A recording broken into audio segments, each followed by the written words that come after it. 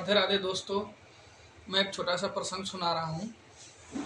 एक बार नारद मुनि को घमंड हो गया था कि भगवान विष्णु का सबसे बड़ा भक्त मैं ही हूँ, और उधर माता सत्यभामा को भी घमंड हो गया था कि मैं ही बहुत बड़ा इनकी धर्मपत्नी हूँ, पतिव्रता नारी हूँ, और मैं ना रहूँ तो भगवान का कोई काम ना हो, मैं ही इनका सब कुछ हूँ, और मेरे से सुंदर राधा नहीं है, मेरे से ज़्यादा प्रेम राधा नहीं करती है, सिर्फ उसका नाम होता है। उसको भी घमंड हो गया था कि मैं ही सबसे बड़ा हूँ, मैं ही राधा हूँ। फिर भगवान ने इन दोनों का घमंड तोड़ने के लिए देखिए क्या रचना की है। एक बार नारद जी भगवान से मिलने के लिए आ रहे थे। भगवान श्री कृष्ण को पता चल गया कि नारद मुनि आ रहे हैं। भगवान ने वहाँ पर तुरंत एक नाटक रच दिया। भगवान तुरंत अपनी पत्नी रुक्मिणी और सत्यभामा के साथ में बैठे थे। उन्होंने बोला कि देखो मेरे पेट में दर्द शुरू हो गया, और पूरा जोर जोर से चिल्लाने लगे कि मुझे तो बहुत दर्द हो रहा है, बहुत तकलीफ हो रहा है, बहुत कष्ट मिल रहा है। ये दोनों पत्नी परेशान हो गई। अब ये लोग परेशान हो गए कि प्रभु बताइए कौन सा उपचार किया जाए। वैद्य के बोला, उसको बोला, रुको रुको, किसी को नहीं बुलाना है, आने दो। बोले नारद मुनि आ रहे हैं, उनको आने दीजिए, हो सकता है इसका उपचार वो जानते हो। नारद मुनि मेरे से मिलने आ रहे हैं, उनको आने दीजिए। नारद मुनि पहुंचे, प्रणाम किए भगवान को, प्रभु कहिए कुशल मंगल। बोले कि जे नारद, मैं बहुत बीमार हूँ, मेरे पेट में दर्द हो गया है, आप आ ही गए हो, अगर आपके पास इसमें कोई उपचार है तो बताओ। तो प्रभु मेरे पास तो कोई दवा नहीं है, कोई उपचार नहीं है इसका, मैं कैसे बोलूँ, आप बताओ प्रभु, आप तो भगवान हैं, आप तो सब कुछ जानते हैं, आप सर्वज्ञ हैं, आप बताओ इसका उपचार कहाँ मिलेगा। आप जैसे कहोगे वैसे ही मैं करूँगा, मैं पूरा ढूंढ के ले आऊँगा, कहीं से इसके लिए दवा औषधि ढूंढ के ले आऊँगा। भगवान बोले कि ठीक है। एक बार हुआ था, मुझे ऐसा दर्द हुआ था बचपन में, तो एक भक्त ने हमको अपना चरण धो के दिया था, और उसको मैं पी लिया था, उसी से ठीक हो गया था। तो क्या प्रभु अभी भक्त कोई चरण धो के देगा तो आपका ठीक हो जाएगा? तो बोले कि हाँ हो सकता है, एक बार जब ठीक हुआ था और सेम उसी प्रकार का ये दर्द है, हो सकता है, लेकिन उसमें शर्त है। तो क्या शर्त है? तो जो भक्त अपना चरण धो के देगा हमको पीने के लिए, उसको 10,000 वर्ष नरक में वास करना पड़ेगा। नारद जी भी सोचे थे कि हम ही धो के दे देते, लेकिन नारद जी भी सहम गए कि 10,000 वर्ष नरक में कौन रहेगा भाई, और अपना चरण तो हम भगवान को क्यों धो के देंगे पीने के लिए। प्रभु का चरण धो के पीना चाहिए, तो हम भक्त अगर देगा तो नरक में तो रियल में सही में उसको रहना पड़ेगा। नारद जी बोले कि ठीक है प्रभु, हम चलते हैं और तुरंत लेके आते हैं। हम तीनों लोगों को बहुत जल्दी भ्रमण मन के गति से चलते हैं, भ्रमण कर लेंगे, और जो सच्चा भक्त है उससे हम मांग के ले आके आपको चरण का जो है दे देंगे आपको। इधर माता सत्यभामा बोली और रुक्मिणी दोनों की, हाँ ठीक है नारद जी, जल्दी कीजिए, आप जल्दी देखिए, सबके पास जाइए, ढूंढ के लाइए। ये लोग दोनों भी परेशान हैं, भगवान के साथ साथ बहुत दर्द हो रहा है, उन लोग भगवान का सेवा में लगी है दोनों, और भगवान लीला रच के अपना मगन है, मस्ती में है। इन दोनों का घमंड तोड़ना था। फिर नारद जी पूरा तीनों लोक में छान मार लिए, जिससे पूछ रहे हैं तैयार हो जा रहा है कि चरण धो के दे देंगे। फिर उसने सोच रहा है जो शर्त है इसमें कि 10,000 वर्ष नरक में रहना है, तो बेचारा डर जा रहा है। वो भक्त बोला कि नहीं, तब हम नहीं दे पाएंगे भगवान के लिए।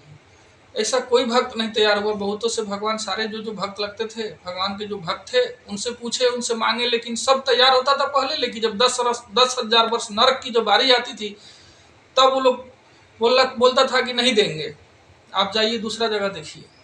नारद मुनि घूमते घूमते चारों तरफ घूम के फिर भगवान के पास वापस आ पहुंचे। प्रभु बड़ी मुश्किल बात है कि सब तो भक्त है, आपका सारा दुनिया में भक्त है, मैं भ्रमण कर लिया, सब तैयार हो जा रहा है, लेकिन जब 10,000 वर्ष नरक का बारी आ रहा है तो कोई नहीं नरक भोगना चाह रहा है। तो बोला कि नहीं, तब ऐसा काम हम नहीं करेंगे, हम क्यों नरक में जाए हैं, वो तो भगवान है, उनको तो कोई ना कोई दे देगा, वो ठीक हो जाएंगे। भगवान बोले कि नारद, सबसे मांग लिए, सभी लोगों से पूछ लिए, जो मेरे अति प्रेमी है उन सब से भी पूछ लिए। तो प्रभु सबसे पूछ लिया, जो बहुत आपका खाली कृष्ण कृष्ण जप रहा है उससे भी पूछ लिया, सभी से पूछ लिया, जितने मुझे भक्त लगे सभी भक्तों से मैं मांग लिया, देख के हार गया, थक गया, कोई नहीं दिया। बोले अच्छा ये बताइए कि बरसाना में राधा रानी के पास गए थे, राधा के पास जाइए एक बार। बोले हाँ प्रभु, एक बार राधा के पास जाना चाहिए, उसके पास तो मैं नहीं गया था, वहाँ नहीं गया था, बाकी सबसे मांग लिया लेकिन वहाँ गया नहीं। बोला जाइए वहाँ भी मांग के देखिए। वहाँ राधा रानी के गांव में गए नारद मुनि, वहां जब गए तो वहां भी बहुत भक्तों से मांगा, लेकिन किसी भक्त ने दिया नहीं। फिर ढूंढते ढूंढते राधा के पास गए, तो राधा जी से बताए कि राधा रानी, भगवान श्री कृष्ण बीमार है, उनके पेट में बहुत जोर से दर्द हो रहा है। अरे मेरे प्रभु बीमार हैं? वो कैसे बीमार हो गए? क्या हो गया उनको? कैसे ठीक होंगे? तो नारद जी बोल रहे हैं कि वो ठीक हो जाएंगे। बोले हैं कि कोई जो मेरा सबसे प्रेमी भक्त होगा, मेरे प्रिय भक्त है, और वो मेरा भक्त जो है, अपना भक्त जो है चरण धो के दे देगा, तो उससे जो है मेरा पेट दर्द सही हो जाएगा। इसलिए जो है मैं सभी से मांग लिया, लेकिन कोई भी मुझे चरण धो करके नहीं दिया। सब 10,000 वर्ष नरक का नाम सुन करके पीछे हट जा रहा है कि ऐसा गलती काम हम नहीं करेंगे, तो भगवान है, उनको कोई दूसरा दे देगा, हम क्यों नरक में जाएं। तो मैं सबसे पूछ लिया, अब लास्ट में आपके पास आया हूँ, आप ही एक बची हो। बोले कितना वर्ष नरक में रहना पड़ेगा? 10,000 वर्ष। राधा रानी बोली कि जी प्रभु, उनके लिए मेरा जान भी अभी देना पड़ेगा ना, तो मैं अभी प्राण निकाल के दे दूंगी आपके हाथों में।